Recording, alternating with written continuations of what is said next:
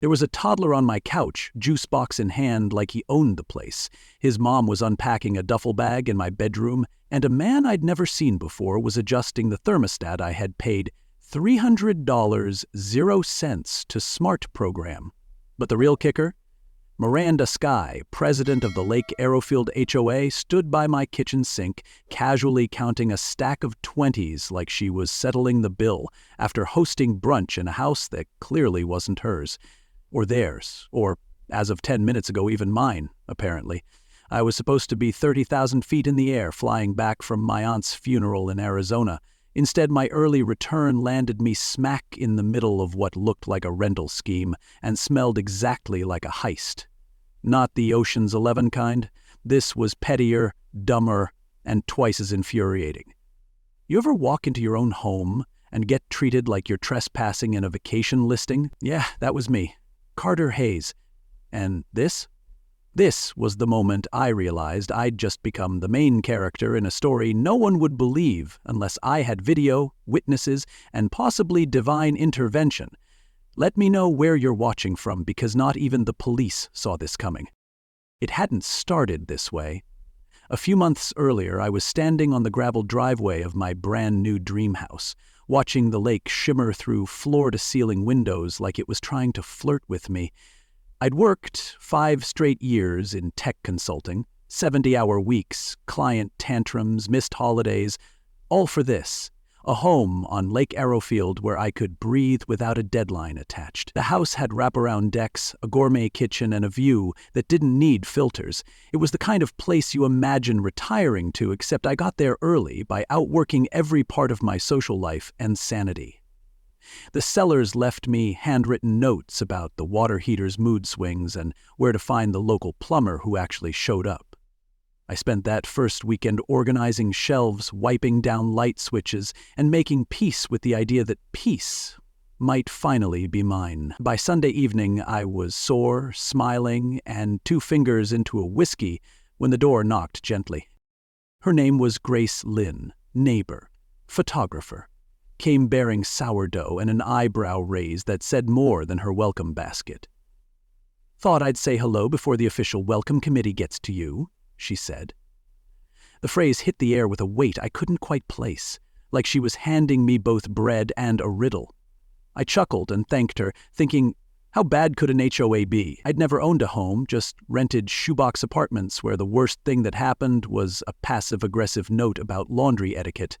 I figured the HOA was some monthly newsletter with recycled grilling tips and flower suggestions. Boy, was I wrong. Grace's look lingered a second too long before she turned back toward her own porch, and I didn't realize it at the time, but I should have paid more attention to that look. 3 days later, I got my first taste of what welcome meant at Lake Arrowfield. A sharply worded email arrived from someone named M. Skye, inviting me to attend the monthly HOA meeting. The tone was something between a summons and a trap. Still, I showed up, wore a button-down, brought a bottle of wine, figured I'd make a good impression. The meeting took place in a beige-bricked clubhouse that hadn't been updated since perms were in style and wood paneling was considered classy. Inside, 20 people were clustered in small, suspicious groups that went quiet when I walked in, and that's when I met her, Miranda Skye. If Judgment had a LinkedIn profile, her face would be the banner image. Perfect highlights, white blazer, and a smile that said, "I'll eat you alive," but politely. "Carter Hayes," she said, extending her hand like she was presenting me with a last rite. "Lake Arrowfield has a certain character. We work hard to preserve it. I hope you'll contribute accordingly." If that sounds like a threat wrapped in a compliment, that's because it was. The meeting itself was a masterclass in micromanagement. They argued over the approved shade of neutral tan for shutters, debated whether plastic flamingos should be considered satire or subversion, and even brought up the maximum height of American flags. It wasn't governance, it was HOA theater, with Miranda as both director and diva. I asked one question about dock access and was told we'd address new member inquiries at the appropriate time. Spoiler alert, that time never came. The next morning, I found a certified letter in my mailbox listing 17 violations, from my mailbox height to the excessive reflectivity of my windows. At the bottom, a handwritten note said, "Perhaps Lake Arrowfield isn't for everyone. I may know someone who'd be interested in relieving you of the burden." No name, no signature, but the handwriting had that same smug slope as Miranda's smirk. And that, right there, was when I realized I hadn't bought peace. I'd bought into a war. And the woman running the HOA wasn't a protector of tradition. She was a real estate opportunist dressed like a community advocate. I didn't know it yet, but she had plans for my house that didn't include me, and I wasn't about to roll over quietly. I thought HOA meetings were supposed to be dull, maybe a potluck and a few retirees arguing over the right way to hang a flag. Instead, I found myself front row for a performance so bizarre it could have been called Suburbia the Power Trip Musical. Miranda Skye sat at the head of a folding table like a suburban pharaoh, flanked by her loyal board of 3 people who looked like they hadn't blinked since the Bush administration. The agenda was printed in 14-point Times New Roman, color-coded, laminated, and smelled faintly of lavender. Under new business were items like fence hue adjustments, lawn clipping radius guidelines, and my favorite, noise regulation for rolling trash bins. Apparently, someone had been dragging theirs with too much gusto. The entire hour felt like being slowly crushed by a beige sofa, and yet I stayed. Because if power was hiding in pastels and bylaws, I needed to see what kind of monster was behind the lace curtain. And trust me, Miranda did. When my name was brought up, it wasn't with welcome. It was with warning. "New homeowner, Mr. Hayes, appears to be enthusiastic," she announced, as if excitement were a communicable disease. I raised my hand to ask a genuine question about the status of the dock maintenance schedule. Simple, polite homeowner stuff. Miranda's response? "We'll take your enthusiasm under advisement." That's what she said, verbatim, like I'd just dropped an F-bomb in church.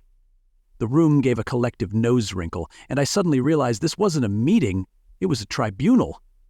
Every glance was a side-eye, every smile came with conditions. I left the clubhouse feeling like I'd brought a harmonica to a silent retreat. Something was off. Something quietly, surgically hostile. And by the time I got home, it was waiting in my mailbox. 17 violations. 17, that's not an inspection. That's a hit list. They read like satire written by someone who never leaves their porch. Mailbox height exceeds visual harmony threshold. Deck furniture is not sufficiently cooperative with overall style cohesion. Window reflection creates disruptive sparkle visible from shared lake spaces. I half expected a citation for excessive ownership of happiness, but the kicker? A handwritten note, again unsigned but unmistakably hers, at the bottom of the last page. "Perhaps Lake Arrowfield isn't the right fit for everyone. A neighbor of mine has been looking for a property just like yours." That wasn't neighborly. That was predatory. I wasn't dealing with a rule book here. I was dealing with someone trying to flip me like a distressed property, and I knew I needed backup. That's when I called Marcus Bennett.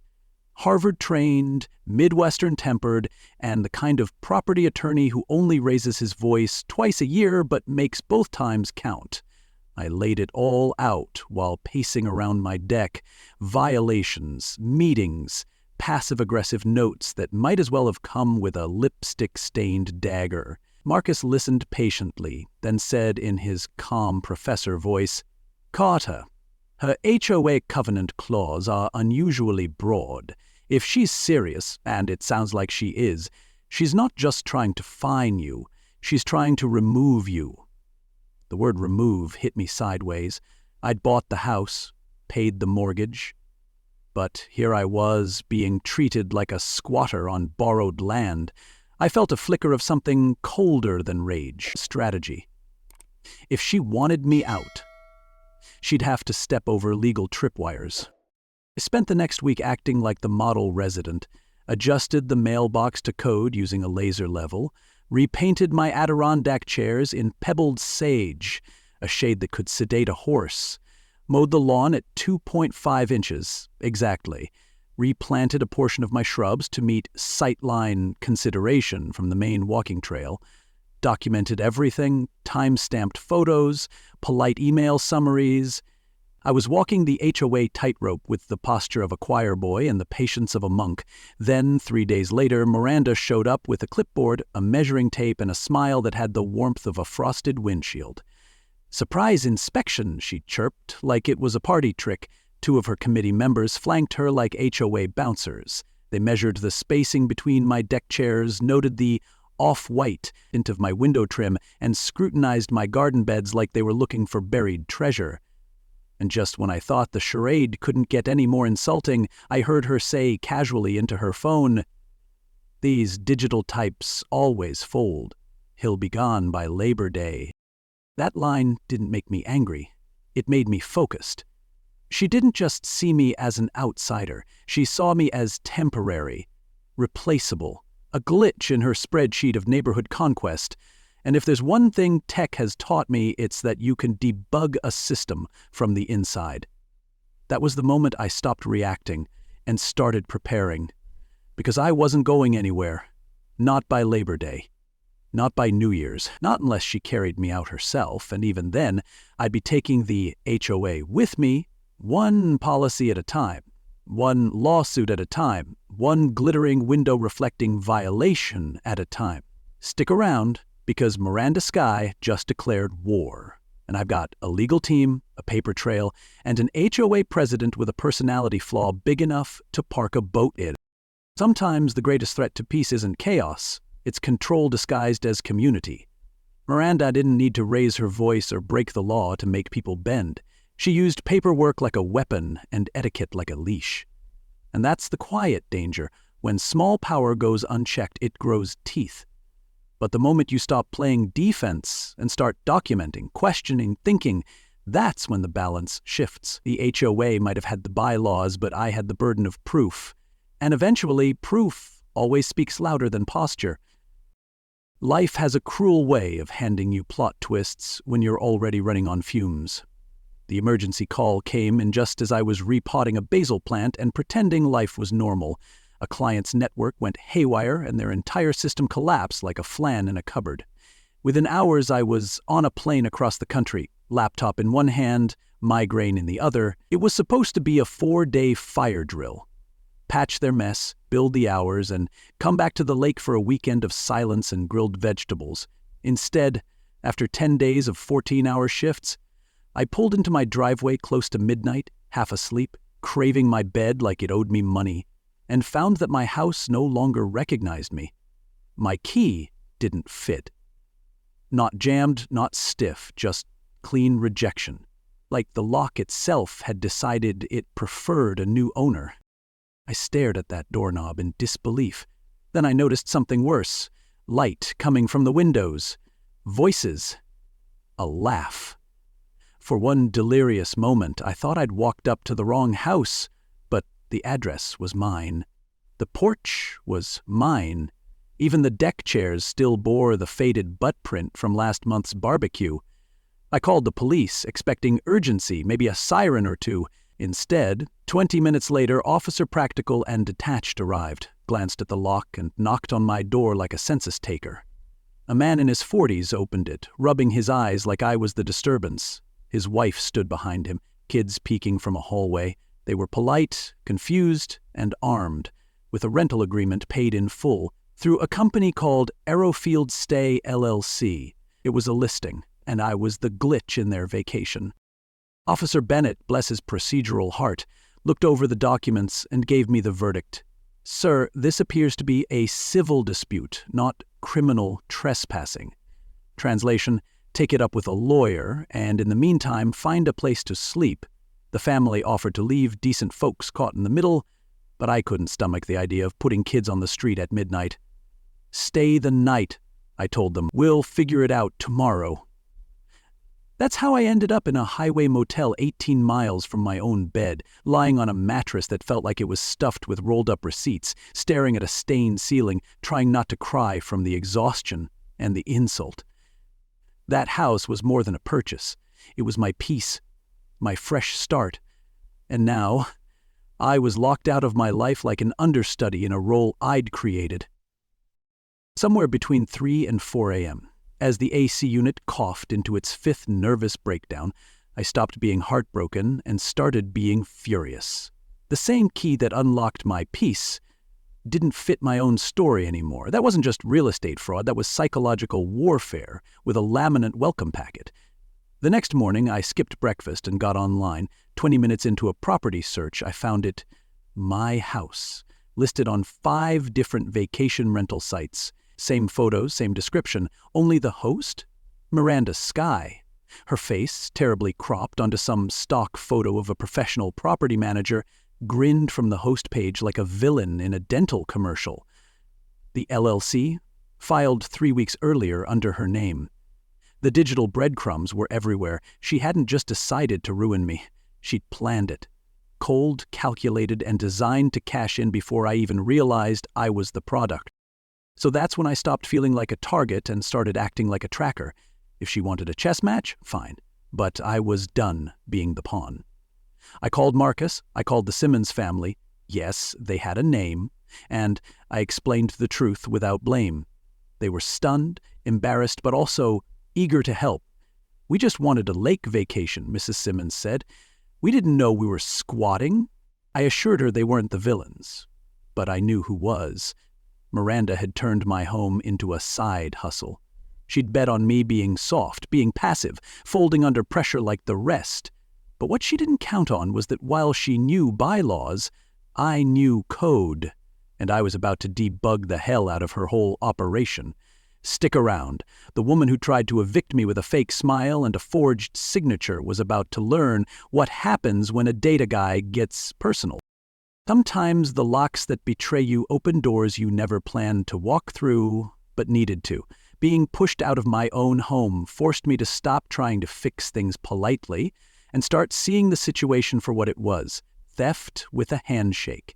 It's easy to doubt yourself when the system smiles while it's stealing from you, but truth has a longer shelf life than fraud, and once you stop playing the role of the reasonable victim, you get to write the ending. Miranda used deception like a blueprint. I'd use documentation like a wrecking ball. So if you've ever felt like the rules were written in invisible ink and somehow only used against you, trust me, you're not crazy. You're just not playing the same game. But once you start tracking receipts instead of apologizing for existing, the game flips. In the next part, we'll go deeper. Miranda thought I'd roll over, but I've got a war room, a lawyer with lava in his veins, and more digital receipts than a Black Friday refund counter. Stick around, because if she wanted a clean eviction, she just stepped into a very messy timeline. And spoiler, I document everything. It turns out, the best part of hitting rock bottom is the view. It's clear, flat, and great for drawing battle plans. After that motel night, I stopped being Carter Hayes, confused homeowner. I became Carter Hayes, quiet war general with a legal pad and a grudge. First order of business? Allies, not friends. Friends bring casseroles. I needed people with leverage, documentation, and a reason to whisper in dark parking lots. Enter Julia Reese. HOA board member, usually silent during meetings, always looking like she wanted to scream, but remembered she was wearing beige. We met under the radar. She brought a USB drive and nerves so loud you could hear them blink. Turns out, Miranda had been blackmailing her. Divorce records, custody, drama, the kind of things that leave you wide open to manipulation. I can't do this anymore, she said. She was ruining people. I just wanted to serve the community, not help her gut it. Julia didn't just give me data. She gave me a map of the monster's lair. And then there was Grace, my neighbor with the soft voice, sharp lens, and the receipts. Turns out, she'd been documenting Miranda for years, ever since her close friends, a same-sex couple, were driven out under a wave of noise complaints and lawn concerns that conveniently ended with their home being bought by Miranda's sister-in-law. Grace had photographs, Time-stamped, labeled, dated, and stored in both print and digital form like she was preparing for an FBI drop. "I didn't know what to do with all of it," she said, laying out folders across my rented cabin table. "But I knew eventually someone would show up who could." It was chilling and kind of beautiful, this idea that even in isolation, someone was preparing for truth, and now that truth had a team. Julia leaking financial reports, Grace supplying visuals, Marcus turning HOA covenants into legal caltrops. And me? I was just the guy pulling the string on the curtain. The deeper we dug, the clearer the pattern became. Miranda wasn't just a control freak. She was a flipper with a badge. She targeted the people she didn't like, minorities, singles, young tech workers, anyone who used Airbnb or wore the wrong shade of independence. She flooded them with fines, cut off community access, spread rumors about short-term parties or unsavory guests, and then, right at breaking point, offered a miracle. Our buyer, always someone interested, just before the owner snapped. As I reviewed the spreadsheet Grace had created, properties, sale prices, transfer names, I felt sick. This wasn't management, this was conversion by coercion. Miranda wasn't running a neighborhood, I muttered. She was flipping lives like real estate. I stopped saying it halfway through and started writing it down. It would be my opening line in court if it came to that, and at this rate, it would. So I called Miranda, made my voice shaky, defeated, said I was thinking of selling. "This is just too stressful," I sighed into the phone. She took the bait faster than a realtor in a bidding war. "Well, Carter, sometimes people realize Lake Arrowfield simply isn't the right fit," she said, like she was gently setting down a dog she was about to put to sleep. I recorded everything. Marcus set up a full documentation strategy. Grace installed trail cameras around my property, legal ones, catching Miranda circling the house like a shark in pearls. Julia emailed me board minutes that never made it into official records. Votes passed under the table, funds redirected, a private landscaping bill that included champagne and a mani-pedi. My house wasn't the first, just the latest. But it would be the last. Then came the bait. I live-streamed a vague rant. No names, no accusations, just the story of a man whose house had been stolen with paperwork and charm. It was raw, a little messy, but authentic, and it spread. Faster than expected. A regional reporter reached out. Grace, camera in hand, followed Miranda to a lakeside fundraiser. Nice event, bad timing. As the hors d'oeuvres floated by and donors sipped sparkling lies, the reporter asked about property fraud. Miranda's smile twitched, her voice hitched, and for the first time, she didn't have a script. That crack? That's when I knew. We weren't just building a case, we were building pressure. And the queen of controlled spaces was finally sweating under her own spotlight. Stick around, because the woman who forged her power in silence was about to learn what it's like when the truth shows up with a microphone. Bullies thrive in silence, and Miranda built an empire out of whispers, shame, and fear. But the moment people start comparing stories, the spell breaks. Truth may be quiet, but when it finds its voice, and a few friends with cameras, contracts, and courage, it gets loud. This wasn't just about property lines, it was about drawing a new one, between fear and resistance, between manipulation and justice, and sometimes all it takes to tear down a paper crown is one person who refuses to fold, and a team that knows how to hit record. So if you've ever wondered what happens when a paper tyrant pushes too far, this is it. Because when you take people's peace, they get loud. When you take their homes, they get organized. And when you take everything, well, they come back with cameras, lawyers, and a live stream. Miranda thought silence was compliance. She forgot some of us were just gathering receipts. Stick around, because in the next part we walk back through that front door, and let's just say, she brought a toast to my house. I brought witnesses, warrants, and the wrecking ball of truth. You don't want to miss what happens when the predator finds herself center stage with the spotlight she never asked for. They say justice moves slowly. In Miranda Sky's case, it moved with the quiet precision of a legal freight train. Fraud, theft, identity falsification. Each charge was another stone pulled from her castle of control. The arrest didn't come with sirens or spectacle. It came with a clipboard, a signature, and a silence that echoed louder than her HOA gavel ever had. The courtroom wasn't packed, but it didn't need to be. The paper trail spoke louder than any testimony, and when Marcus laid it all out, the fake rental LLC, the manipulated board votes, the lock changes, the Photoshop nightmares, it was like watching a house of cards fold itself out of embarrassment. Her power wasn't taken from her. It simply dissolved once everyone saw how brittle it really was. And they came back. The former homeowners, the ones who sold under pressure, who moved away quietly, who thought maybe they were the problem. Turns out, they were the pattern. A class action lawsuit took shape faster than an HOA violation notice. One man brought a stained invoice from a mold removal company, ordered the day after his property was mysteriously flooded. A woman shared texts from Miranda hinting that a cash buyer might be available if she acted fast. There were too many coincidences, too many dotted lines, all ending at the same person. Lake Arrowfield had mistaken a predator for a protector, and now, collectively, they were taking back what had been stolen. Not just houses, but dignity. I was asked to take over as the new HOA president. Ironic, considering I'd nearly been evicted by the old one. But I declined. I didn't want a title, I wanted a system. So I built one. A transparent violation reporting tool, online and accessible to all residents, with digital signatures, photo evidence, and automatic timestamps. No more anonymous accusations, no more shade tree inspections by clipboard tyrants, just clarity, consistency, and the kind of accountability that makes power less fun for the wrong people.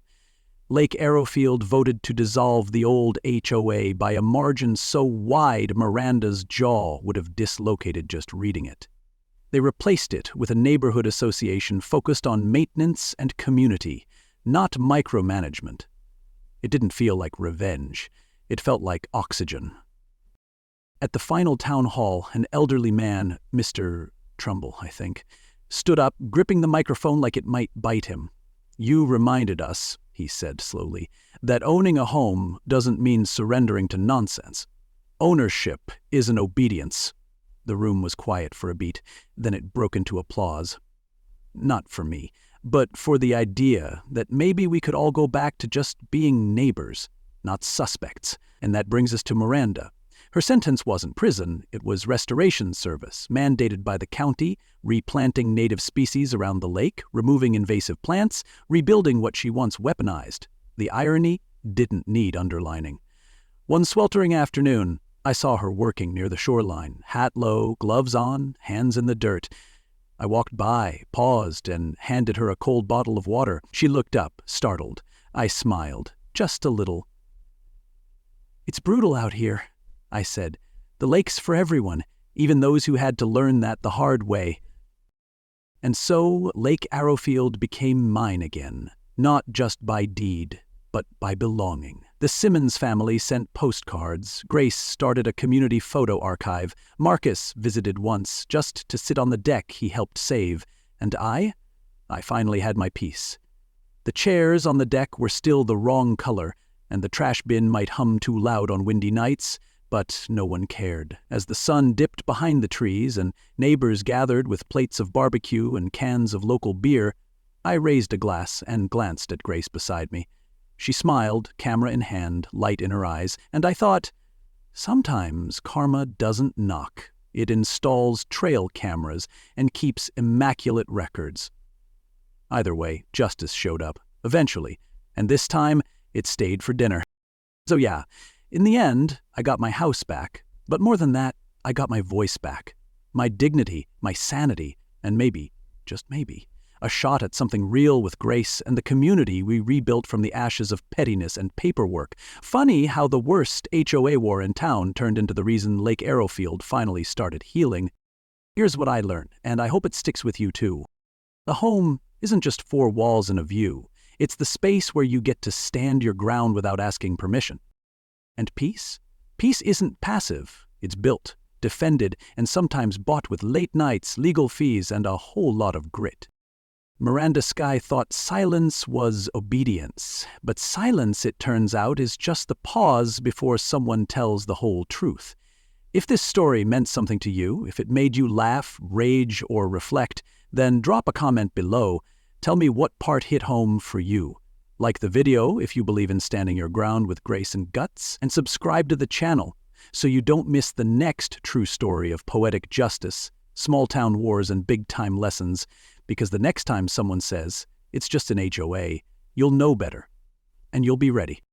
And hey, this story might be wrapped up, but yours might just be getting started. So tell me, what kind of story do you want me to tackle next? HOA madness? Workplace revenge? Small-town justice? Comment below with your idea. Or better yet, something that actually happened to you. You never know. Your story might be the next one I bring to life. What kind of story should I cover next? I've done HOA takedowns, workplace turnarounds, and neighborhood showdowns, but now I want to hear from you. Drop your story ID in the comments, real or inspired, and I just might turn it into the next viral justice saga. Let's build these stories together.